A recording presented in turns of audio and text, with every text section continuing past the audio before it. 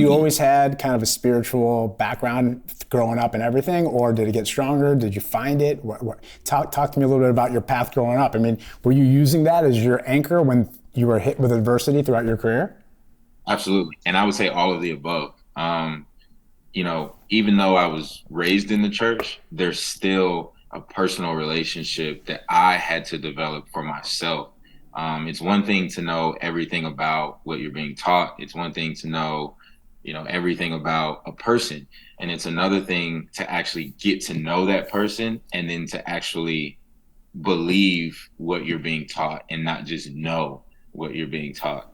And so that has strengthened over time, and that's been a process and a journey of its own, to be honest. And it's something that I've actually held on to, especially in the later years of my career. Is that a common theme with guys on the team? Is that a common theme in the NFL where people have a strong faith, or are you kind of in the minority with that? It's hard to say. A lot of times I feel like I'm in the minority with that.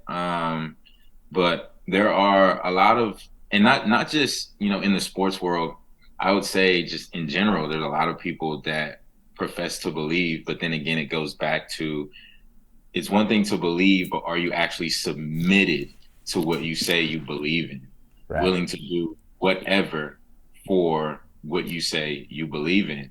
And that is that's something that I had to figure out on my own, to be honest. And so I don't say that in a judgmental way. I say that I learned that myself. How much time would you say you spend investing in yourself spiritually? Not enough. Not enough.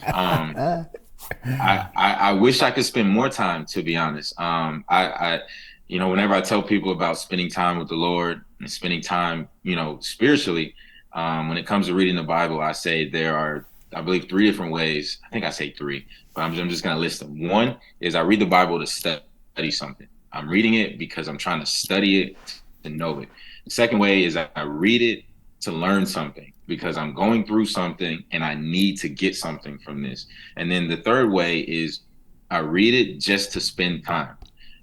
I don't go back to try to reread something I couldn't remember. The time has passed. And that last one is the most crucial one for me because that's what's helped develop my personal relationship with Jesus. It's because I look at that as my time to just sit on the couch with him. I don't remember every second that goes by when I'm watching TV with the boys or when I'm playing video games with the boys, but I'm enjoying that time. And so it's the same thing, when I'm reading sometimes. I just read to spend time.